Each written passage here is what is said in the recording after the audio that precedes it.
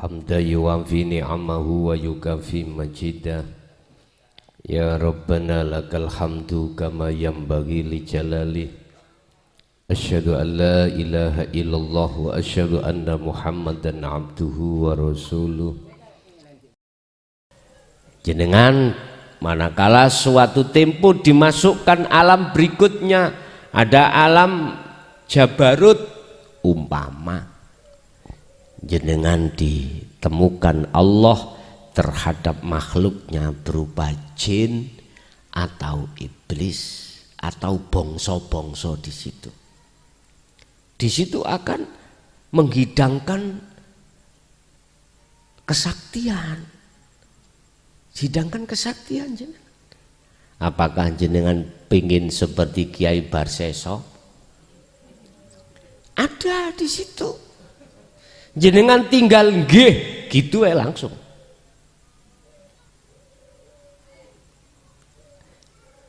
Kita tinggal mengatakan iya, aku suka. Udah. Tapi berhubung sudah kadung ada perjanjian, tetap Anda harus beriman melihat Allahnya yang berperan. Selamatlah kau. Masuk Anda di dalam alam lagi namanya alam lahut, di mana dipertemukanlah jenengan dengan para rasul, mulai Nabi Adam sampai Nabi Muhammad sallallahu alaihi wasallam. Bahkan para kekasih-kekasih Allah. Bisa jadi semua kekasih Allah yang ada di situ ditemukan jenengan diletakkan di tengah-tengah, dikongkon dadi imam. Loh, bisa. Masuk masjid kau wedi besar. Semuanya pakai jubah. Jenengan yang disuruh ngimami. Bisa jadi. Aku tanya, ini makhluk napa bukan? Makhluk toh. Tujuan kita suluk kholwat adalah wusul, bertemu Allah liko. Anda akan selamat dari godaan ujian dan di dalam makom mukasyafah manakala jenengan iki memegang teguh faqadistam saka bil urwatil wuthqa lam fisomalha, tali Allah ini. Ya ini tali jenengan pada Allah. Zikir niki wau. Mesti selamat. Urusan nanti kesaktian, urusan nanti karomah, kasyaf maknawi itu ngintil wis urusannya Allah. Jangan sekali-kali kita punya maksud di situ. Kadang-kadang ini ya dijugai kesempatan, Pak. Iya, utangku akeh. Masalah omah durung punya, pingin beli omah, beli rumah, anak-anakku dan sebagainya. Wis, sing penting aku sudah ngomong kalau ini kita berbelok arah. Miturut tujuan kita suluk itu wusul pada Allah. Ingat, Allah katakan alhaakumut takatsur hatta zurtumul maqabir. Coba lalainya kita pada Allah itu dikarenakan di dalam diri kita mewah selain Allah. Itu sampai kapan? Hatta zurtumul maqabir. Kalau kita tidak lekas untuk melakukan tindakan zikir nafi isbat, maka hatta zurtumul maqabir, sampai mati Pak kita. Seperti itu. Yang jelas sudah saya katakan. Jadi kalau melihat surat Al-Insan 26, wa minal laili, separuh dari malam. berarti jam 11, separuh dari malam.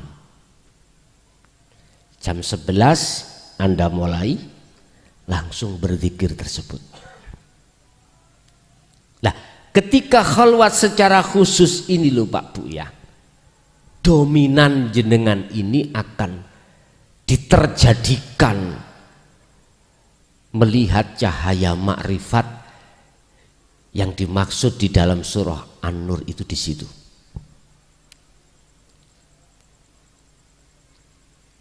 Lah, ketika betul-betul di dalam hati jenengan sudah terlaksana zikir nafi, maka secara otomatis illallah isbat menetapkan otomatis. Jadi Allah itu nanti ada di dalam ilah, gitu. Ilah. Setelah proses pensucian diri dari iman selain Allah lewat zikir sirul asro di tahapan su'aul basiro selesai, maka isbatkanlah ilallah dalam hatimu. Maksudnya tetapkanlah dalam hatimu ilah, Tuhan itu hanyalah Allah. Imanmu itu sudah tidak terhadap makhluk. Nek cara lesan enggak apa-apa kita ngomong air ini makhluk, hukum sebab akibat hilangnya rasa dahaga. Monggo. Tapi tetap hatimu harus beriman hanya karena Allah. Itu sistem Rasulullah seperti itu. Lengkap sudah. Jadi jikalau dalam hati jenengan itu sudah beriman hanya hidup zat yang maha suci atas segalanya, berarti persaksian syahadat jenengan itu sudah benar. Waktu sholat hatimu hanya beriman, yang berperan hanyalah Allah, berarti syahadatmu itu sudah benar. Asyhadu alla ilaha illallah. Arahkanlah hatimu terhadap wajah Allah. Niki pernah terjadi terhadap beliau Nabi Ibrahim di dalam surat Al-An'am ayat 79.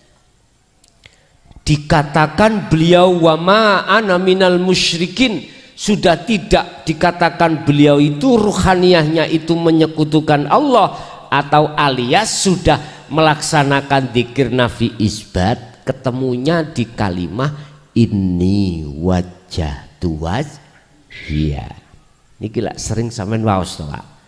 Sering kita baca setelah takbiratul ihram yang disebut doa iftitah. Inni wajjahtu wajhiya.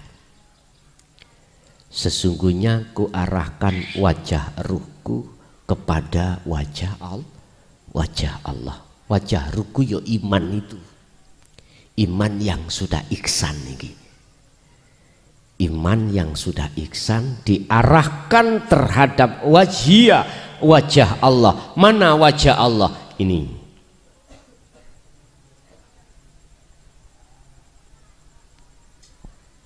Berarti umpama aku bilang hatimu itu sudah tidak mengakui yang bertakbir kau, yang membaca Fatihah kau, yang sujud kau, yang rukuk kau, yang duduk kau, Anda sudah tidak mengakui kalau munculnya gerakan itu dari Anda, tapi dari Allah. Inilah maksud inni wajjahtu wajhiya, sifatnya lilladzi fatoros samawati wal ard hanifan, olehmu madhep, olehnya kau menghadap, hanifan dengan sungguh-sungguh. Sifatnya lilladzi fatoros, dialah zat yang menciptakan, yang menggerakkan, yang menguasai segala alam langit dan alam bumi. Maksudnya alam langit yaitu ruhaniyah jenengan, alam bumi jasmaniyah jenengan. Terakhir, wa ma ana minal musyrikin, dan saya, kata Nabi Ibrahim, kalau sudah begini bukan termasuk orang yang menyekutukan Allah. Inilah persaksian yang benar. Pertama. Syahadat yang kedua, wa asyhadu anna Muhammadar Rasulullah.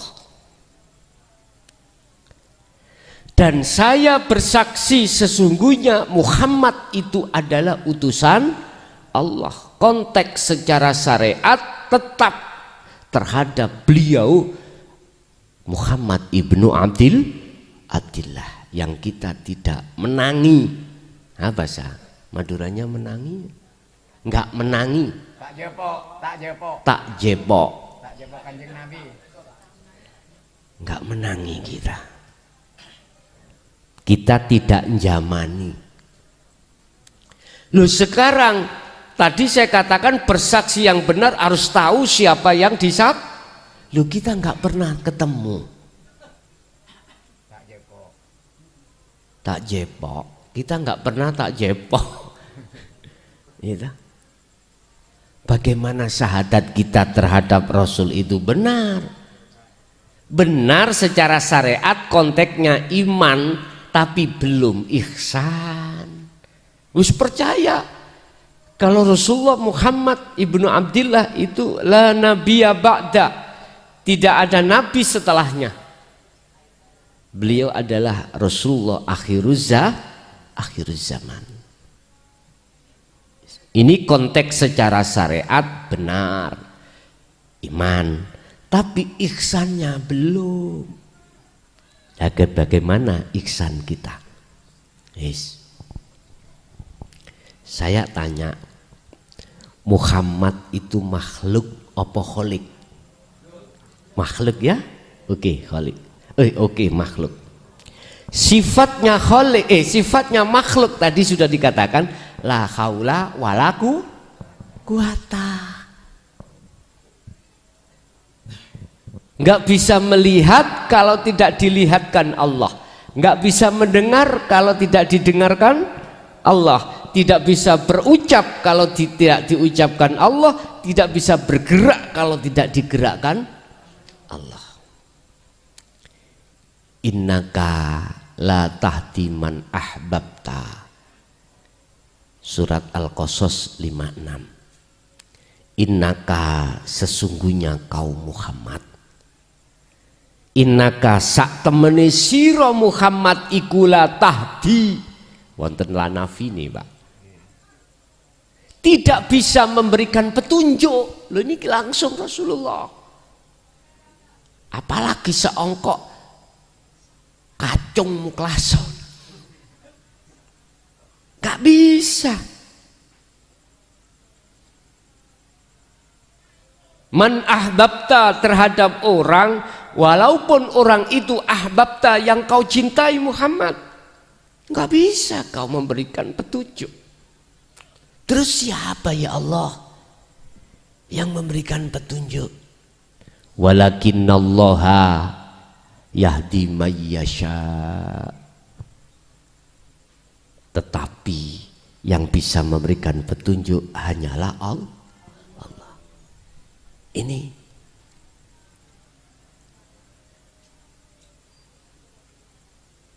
Al-Quran.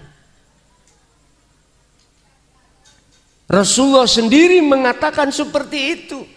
Dan Rasulullah sendiri yang disebut Allah sebagai makhluk yang tidak bisa memberikan petunjuk. Tetapi ketika saat secara syariat memang beliau Rasulullah memberikan petunjuk bimbingan, tetapi hakikatnya itu Allah. Bahasa sederhana, Allah mengizini Rasulullah untuk memberikan petunjuk. Allah mengizini air ini, akhirnya air bisa menghilangkan rasa dahaga. Konteks secara syariat pandangan tidak sama dengan hakikat. Tapi bagaimana ini biar sinkron? Gak sikutan. Yaitu tadi Allah memberikan izin terhadap Rasulullah untuk memberikan syafaat atau memberikan hidayah. Tapi bukan berarti Muhammad itu mutlak yang memberikan hidayah, enggak.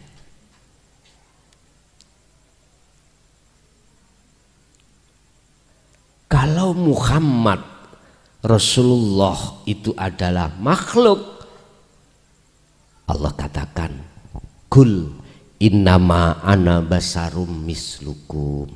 Al-Kahfi ayat terakhir. Muhammad katakan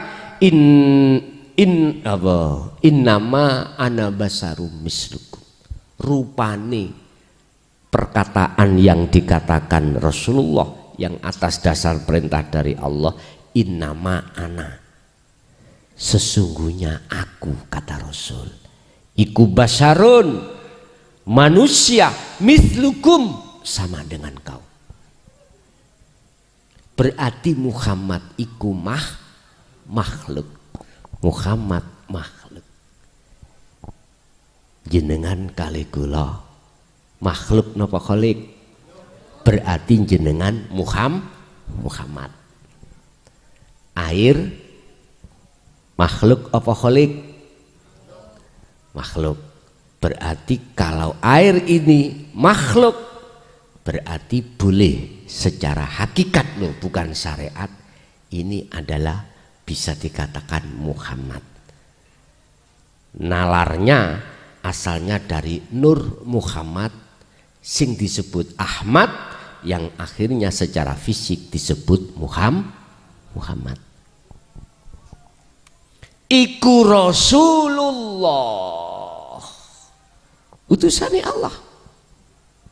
Artinya air ini kalau tidak diutus oleh Allah, air ini kalau tidak diizini oleh Allah, air ini tidak akan pernah bisa mendatangkan rasa seger, menghilangkan rasa dahaga. Wis titik. Berarti secara hakikat persaksian yang kedua, jenengan itu wajib iman bahwasanya makhluk siapapun bisanya bergerak karena digerakkan oleh wis niki lho Pak, bersaksi yang benar itu di situ. Kalau boleh saya katakan, asyhadu alla ilaha illallah itu adalah hidup, wa anna Muhammad Rasulullah adalah makhluk yang digerakkan. Nek jenengan kalau kita itu berpikir seperti itu, tak jamin gendeng. Gila. Tresno, cinta, ada beban, rindu banget ketemu Allah. Lah nanti dikatakan bertemu, la ibsorun wa mubsorun wa basorun. Dalam pandangan diri jenengan ini sudah tidak ada selain Allah. Gak ada. Termasuk diri kita itu gak ada. Yang ada cuman innani anallah la ilaha illa ana fa'budni wa aqimis sholah li dzikri. Bergemuruh hati jenengan itu keakuannya Allah. Ini namanya bertemu. Dikatakan bertemu itu bukan satu dengan yang lain, bertemu gini ndak. Memang prosesnya kita di situ. Tapi dikatakan liqa, bertemu Allah, itu bukan perkaranya ruh bisa melihat Allah. Ainul basirah, bukannya itu bisa melihat wujudnya Allah, bukan. Ibnu Abdullah dalam kitab Hikam itu dikatakan liqa, bertemu itu la ibsorun, sing melihat, wa mubsyarun, yang dilihat, yang melihat makhluk, yang dilihat Allah. Wa basyarun, mata untuk melihat, semuanya iki hancur. Terus yang mana?